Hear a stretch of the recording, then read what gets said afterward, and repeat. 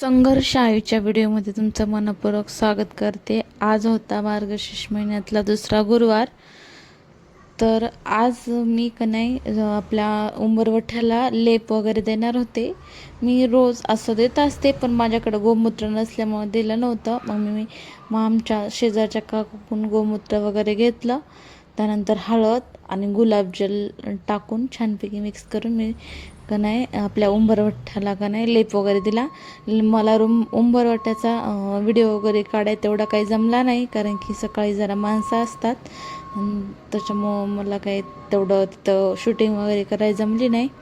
त्यानंतर मग लेप वगैरे दिला आणि आता छान मिक्स करून गुरुवारच्या खूप शुभ आणि घरात जरा सुख समृद्धी राहते असं म्हणतात। जे आपल्याला घरात ज्यांची नजर वगैरे लागली किंवा काही वाईट शक्ती वगैरे असली का, ती दारातच थांबते, घरात अजिबात येत नाही।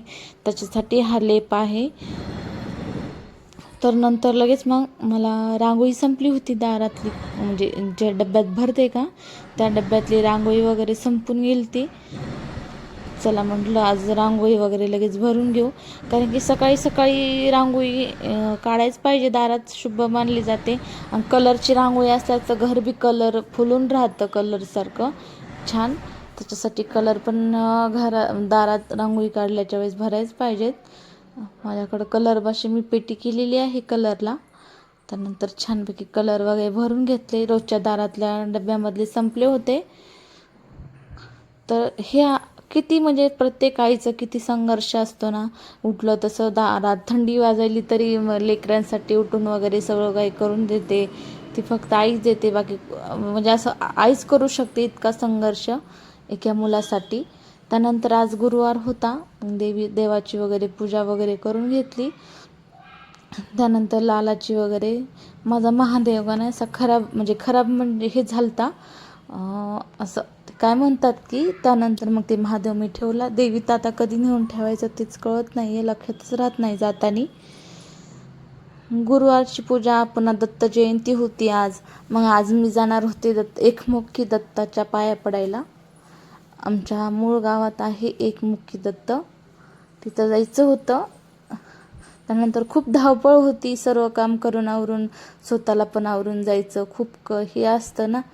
म्हणजे प्रत्येक गृहिणीला स्त्रीला घरचं आवरूनच बाहेर पडायला जमतं, किंवा घर सगळं सांभाळून जावं लागतं कुठं जायचं म्हणलं की। नंतर आल्यास बी करावंच लागतं, हे प्रत्येक स्त्रीच्या आयुष्यातला हे संघर्षच आहे एक प्रकारचा। त्यानंतर मग मी रांगोळी वगैरे, आज गुरुवार असल्यामुळे मी महालक्ष्मीचं कमळच काढून घेतलं होतं।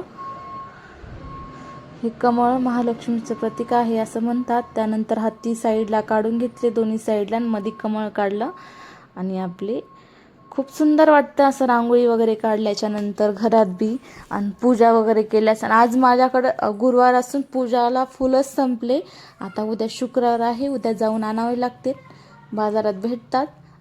आणि त्यानंतर मग आता हे असं माझं बाळ, मी पूजा करूच तर त्यानं देवाचा गंध घेतला कवाशी, तर मी देवाच्या नादात त्यानं त्याचा बुगा करून टाकला पूर्ण। नंतर लगेच मग स्वयंपाकाला लागायचं होतं, शिमला मिरची वगैरे करायची होती हिरवी। आणि आता शिमला मिरची तर आवडत नाही आहे, पण मी ह्या वेळेस घेऊन आलते। मला वाटलं पावभाजी वगैरे करता येईल, पण काय तसं काही जमलंच नाही। मग काही साईडला आता थंडीचे दिवस आहेत, मग दोन्ही पण करून घेतलं। दुसऱ्या साईडला ती ह्याची खोबऱ्याची तेलाची बाटली गरम करायला ठेवली होती, खूप घट्ट होत आहे ना तेल आता, त्याच्यामुळे। आणि मी काळ्या मसाल्याची शिमला मिरची वगैरे करून घेतली, छान परतून घेतली। थोडीशी पातळच करायची होती, लय पातळ पण नाही लय हे पण नाही।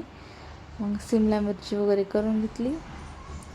हे किती म्हणजे प्रत्येक आईचा संघर्ष खूप मोठा असतो, पण त्याच्या लहान आपल्या कसं असतो, प्रत्येक मुलीला लग्नाच्या आधी आपल्या आईचा संघर्ष दिसत नाही, पण प्रत्येक मुलीला लग्न झाल्यास पावला पावलाला आपल्या आईची आठवण येते, किंवा आपल्या आईची संघर्ष जाणवतो। आपल्या आईनं पण किती केलेलं आहे आपल्यासाठी, त्यावेळेस आपण म्हणजे आपल्याला कळतं हा संघर्ष किती मोठा आहे।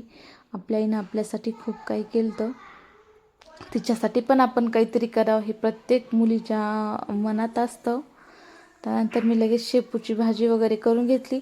आज काय मला जास्त थोडा काही व्हिडिओ करायला जमला नव्हता. शेंगदाण्याचा कुट्टा वगैरे संपला होता. एक साईडला लगेच शेंगदाणे वगैरे भाजून घेतले. त्यानंतर अशा पोळ्या केल्या. किती छान पोळ्या दिसायल्यात ना. माझा एका संघर्ष आईचा व्हिडिओ आवडत असेल तर चॅनल लाईक सबस्क्राईब जरूर करा.